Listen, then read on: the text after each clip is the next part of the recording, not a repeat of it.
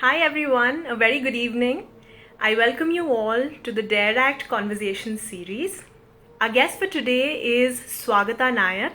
She's not just a passionate lawyer, she's also a passionate actor, director, writer, and a producer. She's a shining example of what it means to be brave and to chase after your dreams. Let's invite Swagata.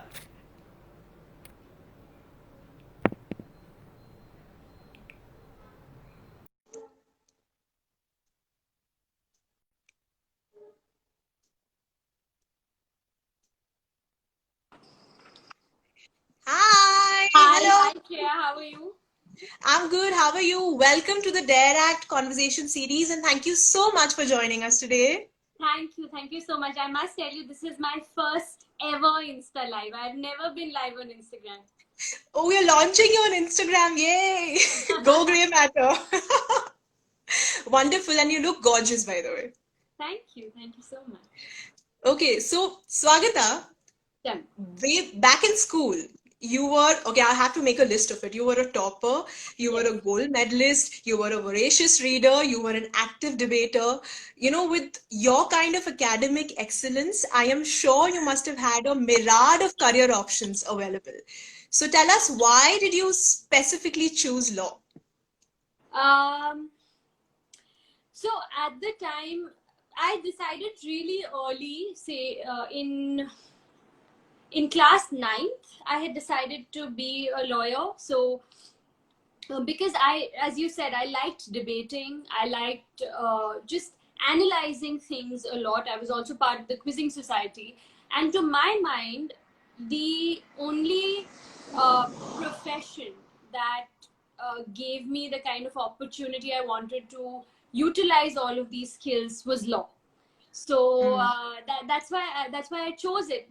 My eventual goal, though, was to do law and then take the civil services exam. Oh, But wow. then life happened, and I started enjoying law so much that I just stuck around for a while. So Wonderful. And tell us, you're a graduate from Nalsar. Tell us yes. how those 5 years of law school kind of shaped you as a person and shaped your interests and hobbies for that matter. Uh, Shreya, I must tell you, just a couple of days ago on our, on our alumni group, someone had shared a video of Nalsa. Like there was an old video of Nalsa that had been made, and I really went back to college just a couple of days ago, and I was thinking, if I mean I was so blessed to be at that place, not because of the academics. I mean, that's great, but because of the kind of people who I had around me, people who were so interested in films, in drama, in dance. So many of my colleagues who are currently, pursuing law as well. So many of my batchmates are absolutely talented individuals. So you didn't have an option but to be inspired. Like a batchmate of mine, she is one of the best dancers I know. Another batchmate of mine, he is such a gag on stage, and I remember doing a few mad ad competitions with him on stage, and a couple of other friends of mine, we did a lot of stage plays, but they were all fun. So no one would think, oh, this is like this really serious Nalsar law college fest that is going on. So it was just a great place to be in, because you were encouraged to be a lot more, not because someone was trying to make you more, but because Indeed. of the people around you. And that's just luck, I guess. So I was really lucky, a lucky girl. So yeah, you've indeed had a wonderful, fantastic time, not just like academically, but even in terms of, extracurricular, which is brilliant. Mostly extracurricular, I think. Mostly, who would have thought Nalsar? Because that's the first impression that you get, right? Oh, Nalsar, of excellent faculty, lots of studies, lots of Yeah. assignments. But amazing, really nice to know. Also, you received your first job offer straight in your fourth year, Yes. and you got an opportunity to work with, and not just work with, you were mentored by Zia Modi. Yes. Uh, would you like to tell us a little bit about that, as well as how your professional life kind of panned out as a corporate litigator? I was in my fourth year. I was fortunate enough to intern at AZB, and there were a fair few interns in the months that I was interning, and then I was offered a job on the last day, and I was a little shocked because I said, everyone around me has worked really hard. What have I done that is so special? But I'm not looking at the gift horse in the mouth. I was super happy. And the next year, the final year of law school was just, it was just fun because I was like, hey guys, I have arrived. But little did I know that when I joined AZB, that is when, how they say that you get introduced to reality. That was my introduction to reality. And I thought I had studied law and come, but then while being at AZB, I just learned so many skills that no school, no college, no university could have taught you. Earlier, I was doing transactional work, but due to some really good fortune and really lucky circumstances, I happened to get pulled into a litigation matter, and I just enjoyed it so much. Although, and that is because of the kind of people I worked with. I had great mentors. I, of course, had Zia. I worked with this gentleman, this senior counsel now. His name is Nikhil Sakardande. He really shaped me as the lawyer and the person that I am. I had great seniors, and what was wonderful was that they were not preparing you to be a lawyer. Okay, transaction law is different, litigation is different, and I got the opportunity to work with the best lawyers in the country. But what they made me was this lateral thinking person, and I would always remain grateful to AZB and the opportunities that it gave me. So I'd never think of it as like this law firm that I worked at, but just this wonderful place that I grew up in. So for 5 years, I was there, and I had the best time of my life. And did you have long working hours as well? 15 to Yes, 16 hours yes. traveling all around? Crazy hours. Like if I tell someone that I clocked in 15 to 16 hours a day on an average, like my average day, and I'm sure anyone from AZB, if they're listening, at least back in the day, knew that a 12-hour day is a decent working day. But what made it really cool was, again, the people that you were with. So a lot of times you ended up staying back because, you were intrigued by another legal problem that they had. So it was fun. You know what I mean? And yeah. I mean, I don't want to sound like I'm fibbing this, but I really loved my time there. All my 15, 16 hours, I don't think I had cause to complain. I used to be there in the morning on time. And I used to just enjoy being there because it was an environment of stimulation and just questions and answers and just doing better, Yeah. an environment of excellence. And I think that's what Zia has really inculcated in pretty much every single person who's been through AZB ever.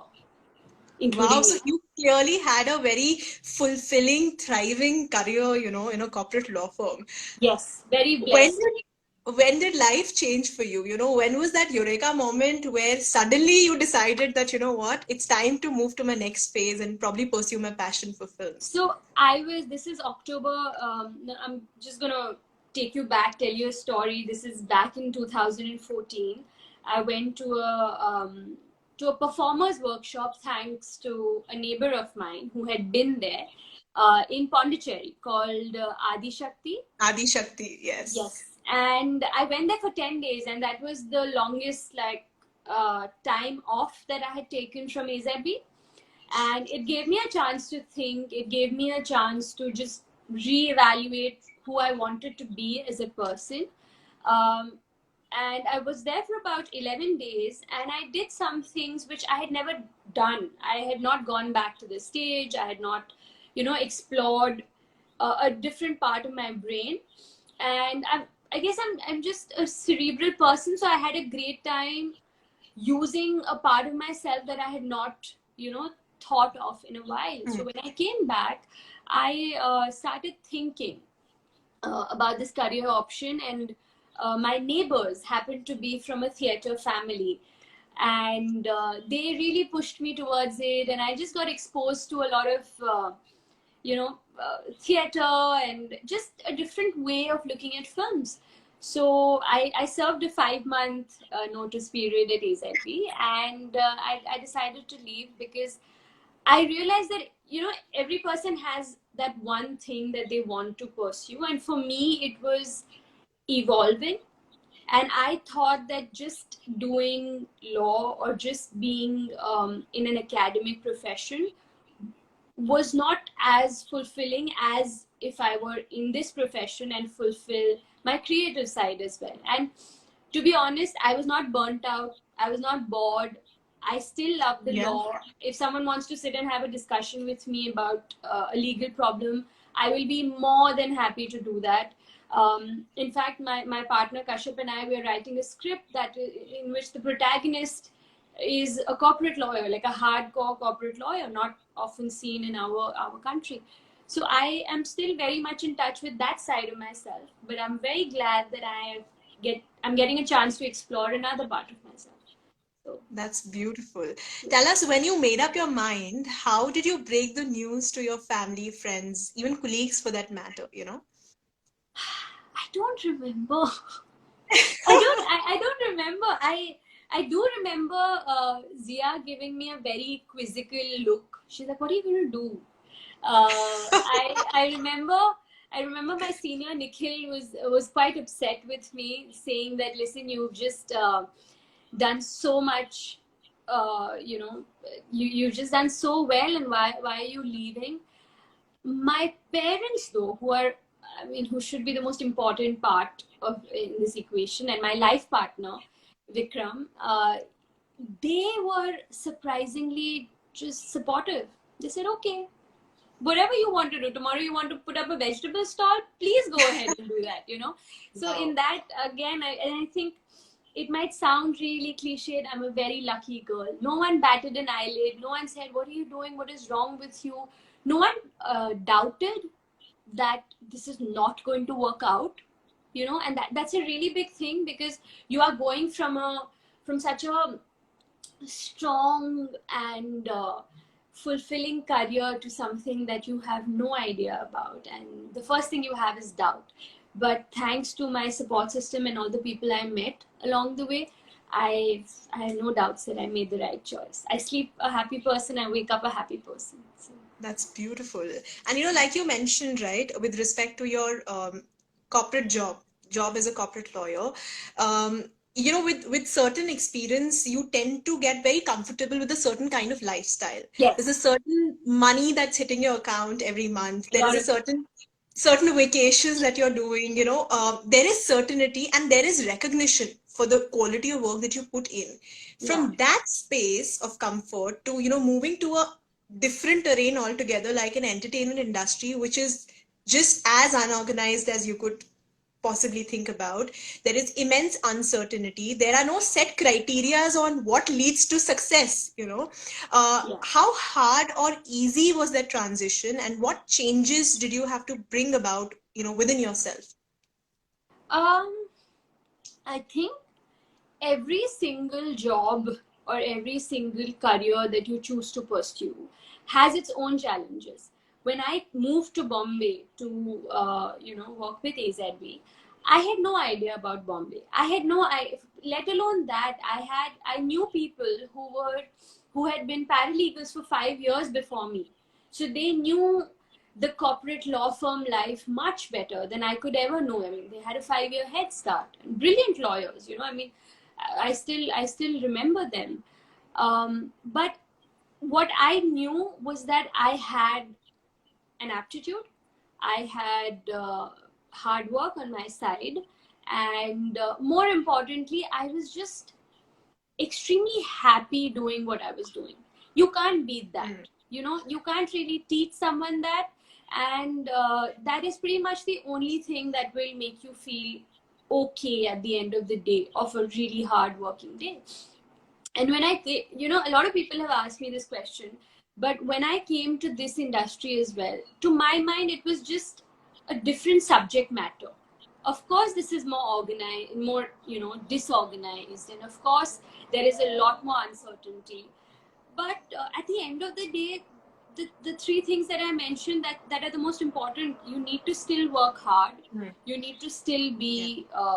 You need to have an aptitude, and you need to be happy with what you're doing. And I think if you have all these three things and you want to be more, you want to always, wake up in the morning and just try and do more with your life, you'll be okay no matter whether you're in a corporate law firm or whether you're here. And that learning I've had from the job that I had, and that's the learning I've had while being in this industry. So, of course, there are the cosmetic hiccups of disorganization and uncertainty, and it really bothers you once in a while. And right now, I'm in a good space, so I can happily say this. I've had my days of complaining as well.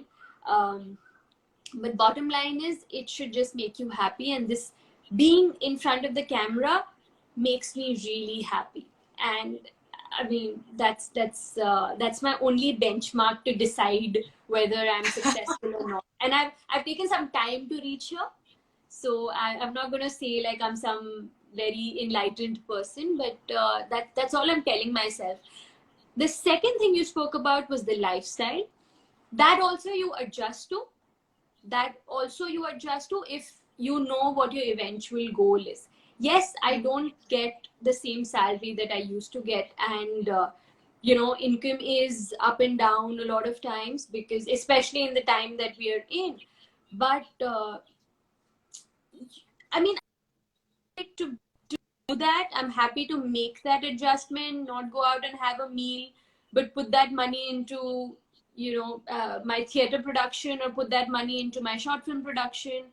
So you just learn what is more important, which is your dream and your happiness. So that's so well said, Swagata. And clearly, with those few lines that you so well articulated, there is a lot of pain that must have gone behind, even making such things as your value system, in order to sustain an industry like an entertainment industry. yeah. So thank you for sharing that thought. And you already touched upon it, but I do want you to give an answer to this one. Working as a corporate lawyer in a corporate law firm like that of an AZB, what are the Yeah. tricks, or what are the learnings that have worked to your advantage in an industry like that of Bollywood? Okay, Swagata, you're frozen.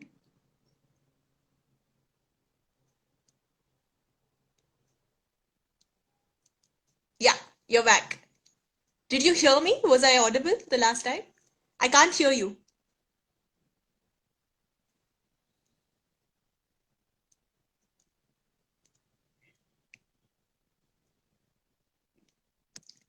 Okay, let me send you an invite again. Maybe that'll help.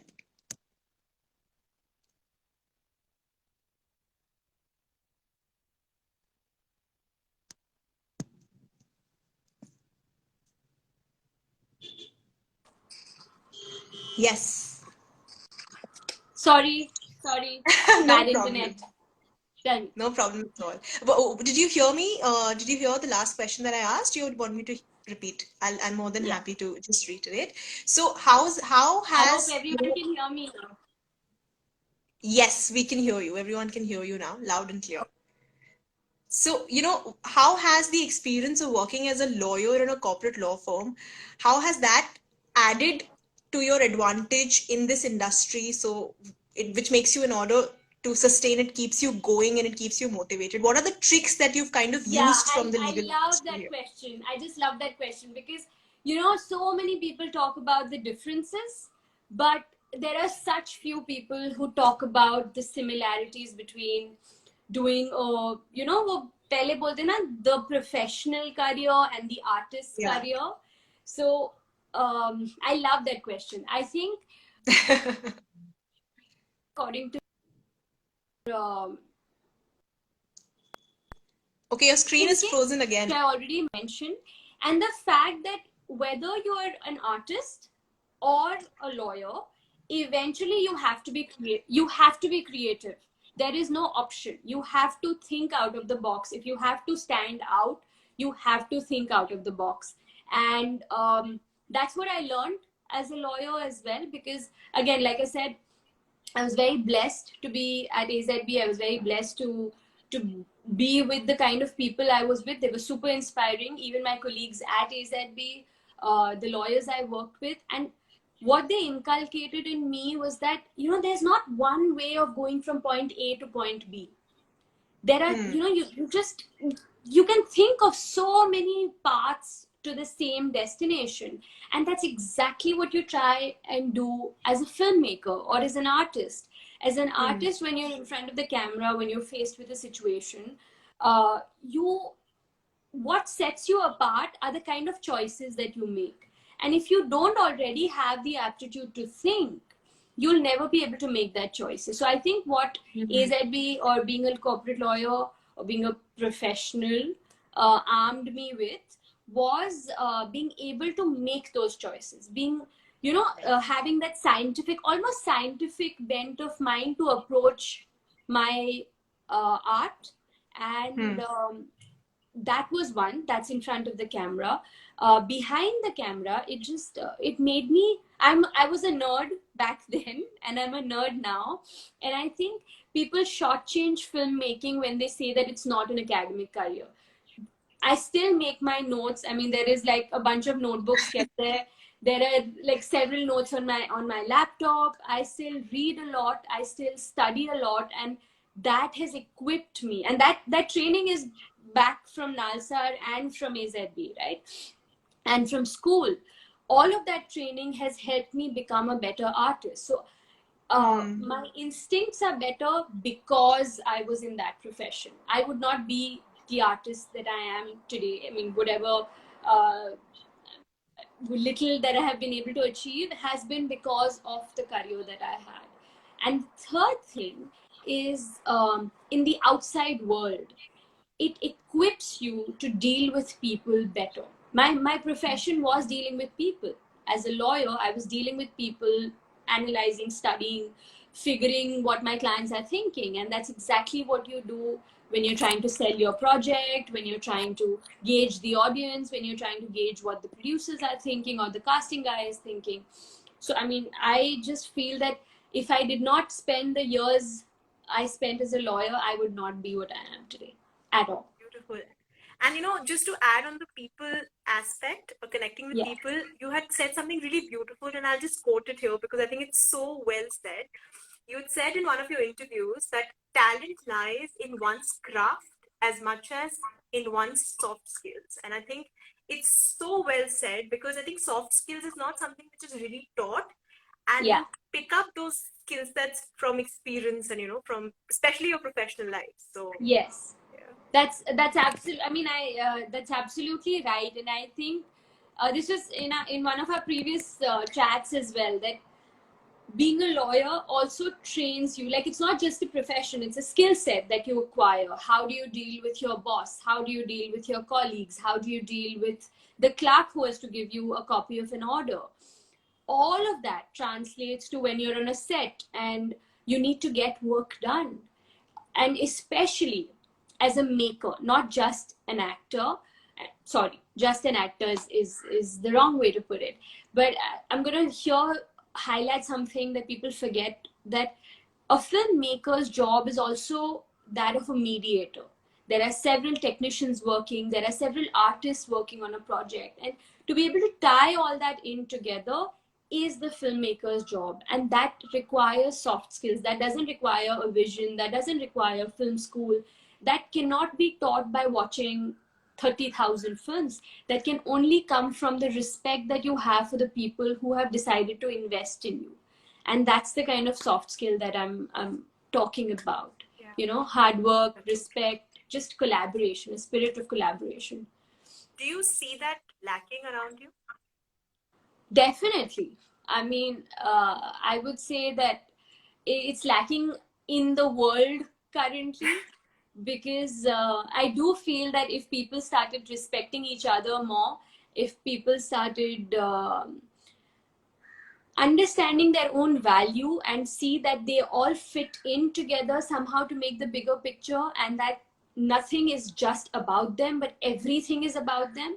If if that happens, the world would be a better place. The film sets that we are on will be a better place, because there is way too much hierarchy and way less efficiency because of that kind of lack of respect, I feel. So, yeah, Thank you for sharing that thought. It's beautiful. you're welcome. Tell I hope us, someone listens. uh, from being a complete outsider to the Yeah, industry to establishing and making your own space as a very unique, very uniquely blend artist. You're an actor, you're a director, you're a writer, you're a producer, you've done modeling. So you've not really boxed yourself in one role. You've yeah, kind of gone all out, and not just, in terms of roles, you've gone all out in terms of mediums as well. You've not shied away from experimenting on ads, short films, theater, yeah, movies. Um, and a lot of these segments are actually, I think, things are evolving, but they are fairly male dominated, even, as on date. Uh, you're breaking a lot of stereotypes. Also, not just that, you've received a lot of recognition for each of these, roles at an international level, at various international film festivals. So, yeah. Swagata Nayak, please tell us what drives you to take these uncharted, crazy risks in life.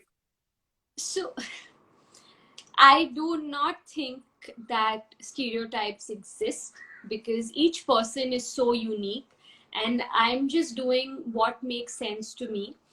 So I don't know whether I'm breaking a stereotype or not, but I share something with you that Zia had once told me, because I had gone to her rather upset this one time, because I wanted to be like this, fancy corporate lawyer, and here I was, making copies and doing a lot of litigation. Has a lot of legwork, Yeah. a lot of times. And I went to her and I said that, but Zia, I had this career, I had this in my mind that I would be doing transactional work, and here I am stuck doing both. It feels like I'm confused. And she said that, why are you thinking that you're confused? Instead, take this as a blessing and think how many people can excel at every one of these things. Why can't you be a transaction lawyer and a litigation lawyer? Because she herself is. Yeah. And that has stayed with me. And that was like 5 years ago. And that has really stayed with me. That why do I have to be one or the other? Why can't I be both? Why can't I be all? And if today I feel like writing a story, then why not write a story? Tomorrow I feel like being on stage, why not? Why should I? A lot of people also shy away from different media because they diss one media over the other, or they have more respect for one media and not for the other. But do you have really profound advertisements? Yes, you can. There are 45-second ads from our childhood we remember. Do you have very glamorous stage productions? Of course, we are all aspiring to be there. Do you have really meaningful cinema? We are all, those are the films we keep revisiting. So to my mind, it's never that I can be this or that or here or there. I just want to be everywhere, and I want to do everything that makes me fulfilled and satisfied at the end of the day. So whatever takes my fancy. Wonderful. That's really it's brilliant because it's crazy how the times have changed. So the thinking has also changed. Like we were talking about different types of medias. You would never see the top Bollywood stars ever coming on TV shows. And Yeah. now the TV shows is the new trend where you see everybody wanting to hop in and take some limelight. So yeah, times are truly Absolutely. evolving. At the end of the day, you just want to tell a good story. It doesn't matter which media you're in, and you want to make the best frames. You want to just do it in a way that is excellent, and that's the pursuit that we are all after. No? Tell us a few lessons that you've learned in your short stint, as an artist. Uh, it doesn't feel very short, to be honest, but my lessons are that um, you should a lot of people call themselves aspiring artists or struggling artists, or that I'm reaching there. The day you think of yourself as an artist is the day you are an artist. So I think it's very important that we remove the struggle, or the, this. Of course there is pain, of course there is trouble, of course there is stress, of course there are people who are standing, who are standing in lines trying to get auditions. All of that is there, yes. Yeah. But if you get that opportunity, can you perform? Of course you can perform. So I wish that people start seeing the mirror and see that, stop calling themselves struggling and aspiring. You already are something, and have that, you value yourself, and the world will definitely value you, if not today, then maybe 5 years from now. And that's my big learning, because my first couple of months and almost a year was very, it was riddled with self-doubt. And even now it happens. I'm like, what am I doing? When is someone important going to see me? That happens, that still happens. But I have consciously made an effort to remove the word struggle from this beautiful journey, because we are all on a journey. Today we may be troubled by something, but we are already all artists, and we need to respect each person who walks in through that audition door as if that person is an artist, because that person is. And if not art, then what is there in the world, right? So Yeah. Thank you for sharing that. I think it's beautiful. I'm glad. Tell us something that you really wish could change about your industry. What could change? It's happening, but like I said, that the one thing that I wish the world were to start, people generally were to start doing, is respecting each other. The moment there is respect and consideration and kindness, whether it's in our industry or the world, I think we would just be in a better place. We would be creating better stories.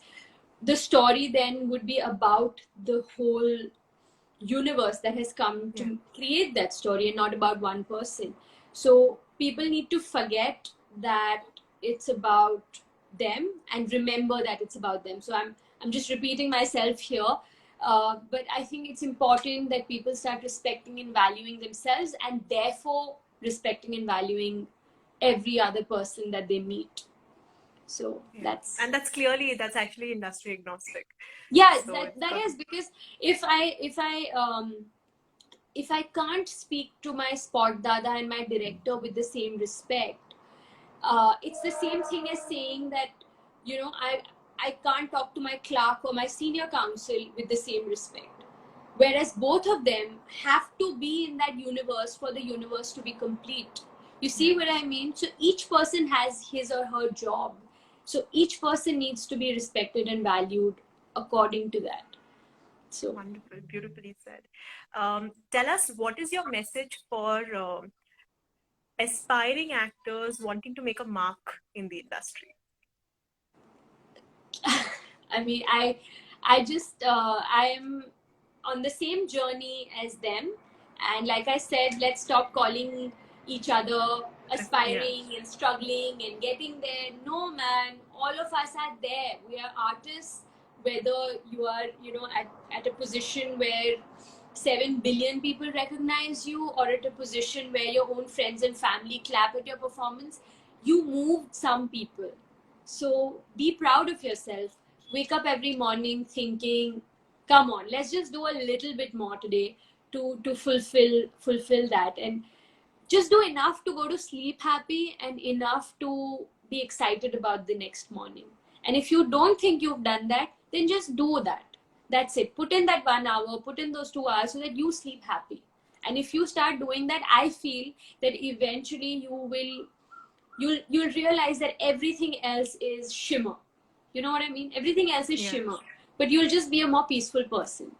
So Wonderful. And any message you would like to give to kids who are currently pursuing their law and would want to work at a corporate law firm? Any words of wisdom? Please remember that you always start at the bottom. Remember that and don't shy away from the work. I feel that too many lawyers and too many interns, and I can literally again, this is agnostic to the industry, right? We all start somewhere and we all have to put in work. So don't shy away from the work. Do your job. Whether if it's as an artist, you have to remember your lines. If as a lawyer, you have to remember your dates. If as an artist, you need to reach your set on time, you'd better reach your job on time. Just do your job. That's it. Don't a lot of kids, I mean, I feel really old when I say that.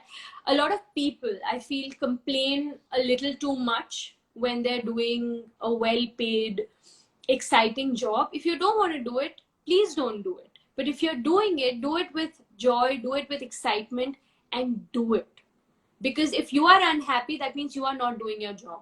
That means something is missing that is not making you happy and satisfied to be there. So yeah. That's very, very insightful. In fact, this whole half an hour has been extremely insightful.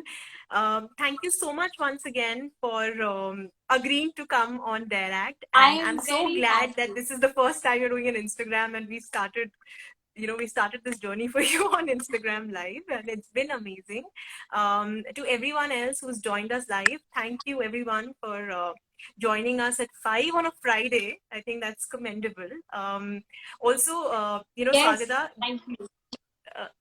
Yes, the Grey Matter is building a community of lawyers who dare to act differently, and we're so fortunate to have you with us on board. So, thank you. Thank you for having me. I've had such a great time, and it's been lovely to just remember a lot of things that sometimes you forget. And it's amazing that you guys have reminded me a lot of reasons why I started this in the first place, and this is probably going to keep me going for a very long time. So thank you. It made my day. Thank you. Have a great day and wish you all the best. Have a great Friday, everyone. Bye-bye.